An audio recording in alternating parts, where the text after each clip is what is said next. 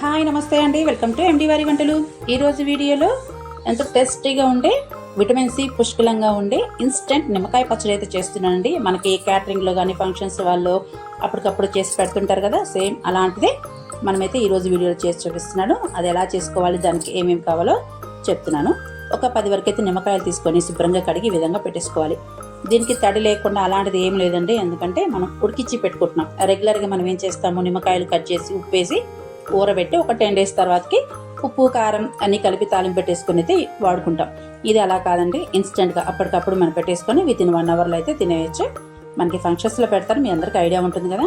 So దీనికోసం అయితే నిమ్మకాయని ఈ విధంగా అయితే నేను శుభ్రంగా కడిగి అయితే పెట్టేసుకున్నాను. ముందుగా అయితే వీటిని ఉడికి చేసుకోవాలండి.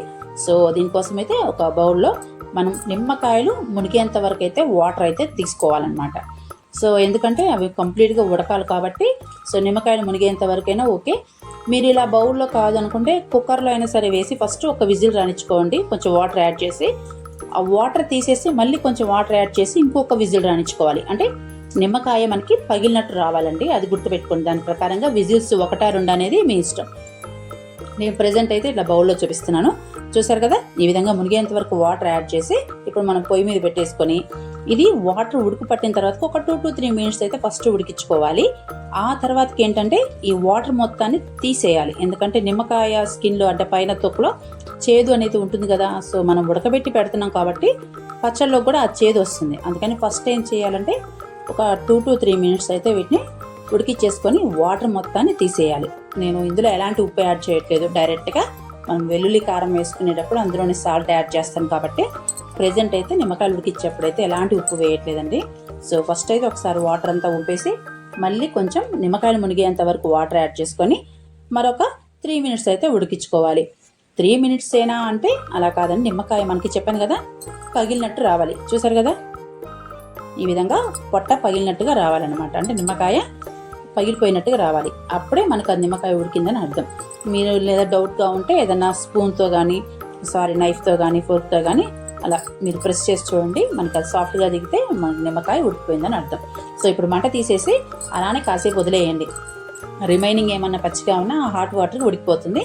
సో ఈలోగా మనం ఏం చేద్దామంటే కారం ప్రిపేర్ చేసుకుందాం. నేను ఒక కాఫీ గ్లాస్ వరకు అయితే కారం తీసుకున్నాను. అదే గ్లాస్ తోటి వంత అంటే ఒక గ్లాసు ప్లస్ ఒక 30%, ఎందుకంటే ఇది ఉప్పు లేని కారం అండి. అంటే కారం ఘాటుగా లేని కారం అనమాట. అదే మంటగా ఉందనుకోండి 1.5 glass అయితే తీసుకోండి. సాల్ట్ నేను కల్లుప్పు యూజ్ చేస్తున్నాను. ఒకసారి మిక్సీ పట్టాక ఇందులోనే ఒక 10 వరకు అయితే వెల్లుల్లి రెబ్బలు కూడా యాడ్ చేసుకొని మళ్ళీ ఫైన్గా మిక్సీ పట్టేసుకోండి. ఈ లోపల మనకి నిమ్మకాయలు అయితే చల్లారిపోయాయి. చక్కగా ఒక బౌల్లోకి వీటిని కట్ చేసుకోండి శుభ్రంగా. చక్కగా 4 పక్షాలు కట్ చేసుకోండి. లేదు అంటే మీరు చేతితో అలా మెతిపేసినా ఓకే, ఎందుకంటే ఉడికిపోయింది కాబట్టి. చక్కగా అంటే ఇలానే ఈ షేప్లోనే ఇలా ఉండాలి, ఈ స్ట్రక్చరే ఉండాలి అది అలాంటిది ఏం లేదు, ఎందుకంటే మనం పెట్టుకునేదే కొంచెం దానికి ఎలా అయితే ఉందని. కాకపోతే మనకి పీసెస్ ఒక్కొక్కరు చిన్నవి ఇష్టపడతారు, మరొకరైతే పెద్దవి ఇష్టపడతారు. సో నేను 4 పక్షాలుగా అయితే చేసుకుంటున్నాను అంతే. చూసారు కదా, ఈ విధంగా చేసుకున్నా సరిపోతుందండి. ఇందులోనే పసుపు, మనం ముందుగానే మిక్సీ పట్టుకున్న వెల్లుల్లి కారం కూడా యాడ్ చేసుకొని చక్కగా కలిపేసుకుంటే సరిపోతుందండి. ఆ తర్వాత మనమైతే పోపు రెడీ చేసుకోవాలి. ఓకేనండి. సరే, మా ఛానల్ కొత్తగా ఎవరైతే చూస్తున్నారో ప్లీజ్ వాళ్ళందరూ కూడా నా వీడియో నచ్చినట్టయితే ఫస్ట్ లైక్ చేయండి, ఓకేనా. మీరు ట్రై చేశాక బాగుంది అనుకుంటేనే సబ్స్క్రైబ్ చేయండి, ఎందుకంటే ఎలా ఉందో చెప్పకుండా టేస్ట్ చేయకుండా సబ్స్క్రైబ్ చేయమని అడగడం కరెక్టో కాదో నాకు తెలియదు. ఐ హోప్ మీ సపోర్ట్ నాకు ఉంటుందని అనుకుంటున్నాను. ఓకే అండి, మన పచ్చడి అయితే రెడీ అయిపోయింది. ఇప్పుడు పోపు పెట్టేసుకుందాం. అసలు పోపు కోసం అయితే నేను ఒక బాండి పెట్టేసుకొని, అంటే ఒక కడాయి పెట్టుకొని ఇందులోనే పల్లి నూనె, కొంచెం పల్లి నూనె, అదేవిధంగా 1 teaspoon ఆవాలు, జీలకర్ర, రెడ్ చిల్లీ కట్ చేసుకొని వేసుకోవాలి. ఇవి బాగా వేగిన తర్వాతకి ఇందులోనే ఇంగువ వల్ల మంచి డైజెషన్ అవుతుంది, మంచి అరోమా అంటే మంచి సువాసన కూడా వస్తుంది అనమాట పచ్చడి. సో నేను మెంతిపిండి చెప్పాను కదా, మీరు పచ్చడి కలుపుకునేప్పుడు మెంతిపిండి వేసుకున్నా ఓకే, లేదంటే వెల్లుల్లి కారం మిక్సీ పట్టుకునేప్పుడు అందులో వేయించిన మెంతులు వేసుకొని మిక్సీ పట్టుకున్నా ఓకే. నేను తాలింపులు అయితే వేస్తున్నాను, ఇలా వేసుకున్నా ఓకే, మీరు ఎలా అయినా ఓకేనండి. మెంతిపిండి అయితే కంపల్సరీగా యాడ్ చేసుకోవాలి. అంతేనండి, ఎంతో టేస్టీగా ఉండి ఉడకబెట్టుకుని నిమ్మకాయ పచ్చడి రెడీ. నా వీడియో మీకు నచ్చిందని అనుకుంటున్నాను.